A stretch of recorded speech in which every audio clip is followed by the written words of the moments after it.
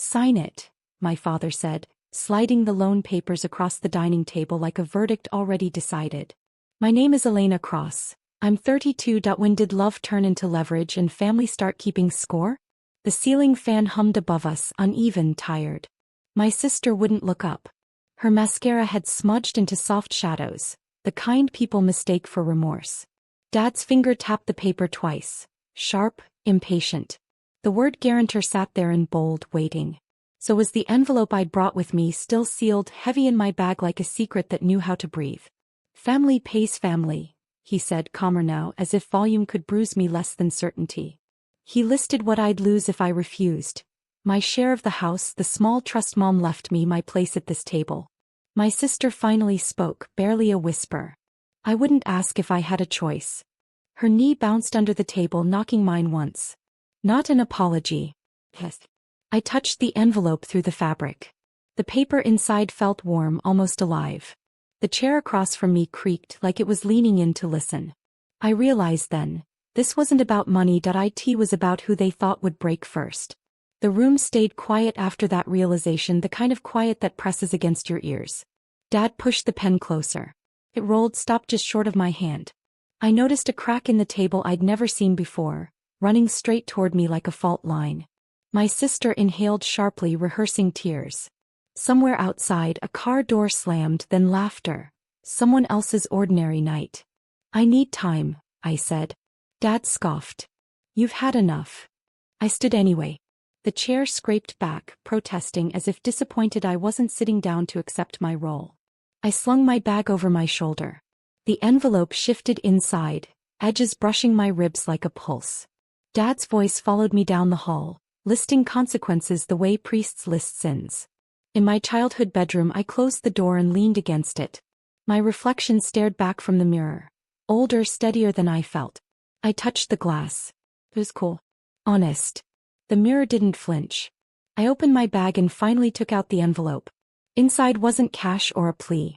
It was a thin stack of printouts and a flash drive taped to the corner. Dates. Amounts. Names that didn't belong to my sister alone. I'd found it weeks ago by accident while helping Dad organize. Downstairs, I heard my sister laughing softly now. Relief maybe. She thought I'd fold. I booked a flight on my phone one way, leaving before dawn. The house exhaled as I zipped my bag, like it knew something was finally moving. The airport smelled like burnt coffee and floor cleaner, a strange comfort at 4 a.m. I moved through security on muscle memory, shoes off, bag open, face neutral. My phone buzzed once. Dad. I let it buzz until it stopped, the vibration fading like a nerve going quiet. At the gate, the window reflected rows of strangers and one woman holding herself very still. Me. The mirror effect of the glass doubled my face, as if asking which version would board. On the plane, the seatbelt clicked shut with a finality I felt in my teeth. Engines roared. The city slid away beneath the wing, lights thinning into scattered sparks. I rested my forehead against the cool window. The chair in front of me looked like it was waiting for a confession. I didn't give it one. When we landed, heat wrapped around me like a held breath finally released. The beach was quieter than I expected. Not empty, just restrained. Waves folded onto themselves. A vendor dragged a cooler across sand, the scrape rhythmic, patient. I kicked off my shoes and walked until the water reached my ankles, then my calves. The envelope stayed dry in my bag, stubborn, loyal. At sunset, I rented a small room above a cafe. The fan ticked. The walls hummed. I laid the papers out on the bed and aligned the corners until everything was square. At midnight, my phone would be very busy. Until then, I watched the tide erase footprints and wondered whose would disappear first. The room darkened without ceremony. Midnight arrived like a held note finally released. I sat on the edge of the bed, feet on cool tile, laptop balanced on my knees. The fan paused, then resumed as if deciding whether to interfere. Outside, a laugh floated up from the cafe below, then dissolved into the sound of waves. I checked the clock once. 12 o'clock. Exactly. The file waited on the screen, compressed, labeled plainly, unafraid. I plugged in the flash drive. The laptop made a soft chime, polite. I imagined Dad's dining table again, the crack in the wood, the pen that never quite reached my hand. I imagined my sister's knee bouncing, tapping time like a metronome for a lie. I attached the documents to an email addressed to a public inbox with an official seal I recognized too well. I didn't write a story. I wrote a sentence. Dates. Evidence. A request for confirmation. The cursor blinked at the end, patient like it knew restraint was the point. My finger hovered. The mirror across the room caught my profile, still composed. I pressed send. The whoosh was small. Disappointingly gentle. Downstairs a chair scraped. Someone clinked a glass. Life kept its pace. I closed the laptop and stood, palms warm, breath even. For the first time the silence felt like it was on my side. By morning the house I left would wake up to a knock that didn't ask. Dawn thinned the dark into something workable. I woke to the sound of keys downstairs, the cafe opening early. Cups stacked. A grinder coughed to life. My phone lay face down on the nightstand, heavier than it should have been. I didn't touch it yet. I watched the light creep across the floor, stopping at my toes like it wanted permission. When I finally flipped the phone there were messages. Not from Dad. Not from my sister. Unknown numbers. Missed calls spaced too evenly to be accidental. One voicemail icon pulsed. I let it sit. Silence can be a kind of reply. I went to the beach instead. The sand was cool, compacted by night tides. Fishermen hauled nets, their hands practiced, wordless. A woman beside me adjusted her scarf against the breeze and said to no one in particular, "Truth always finds the door."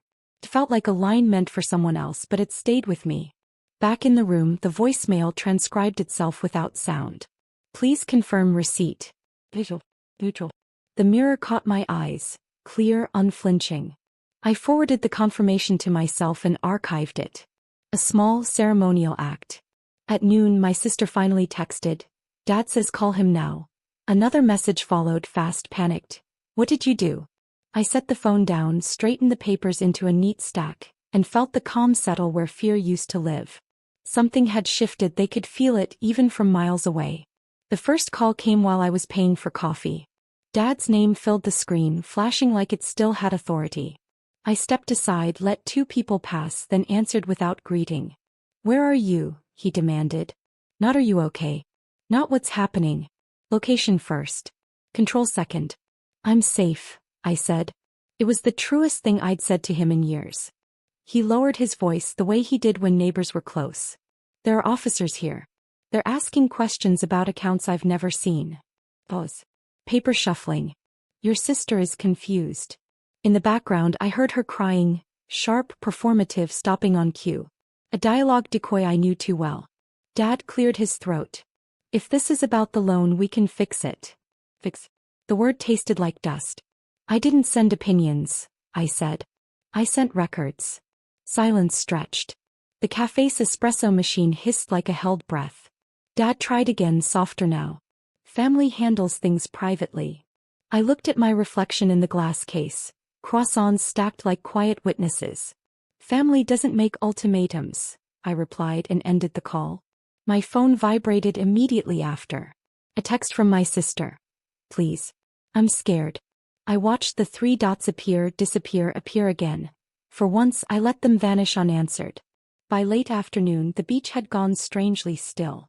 Clouds gathered without committing to rain. I sat on the balcony with the envelope open on my lap, the papers lifting and settling with my breath. My hands felt steady, almost unfamiliar. When I touched the flash drive it was cool, indifferent. Its work already done. Another voicemail arrived.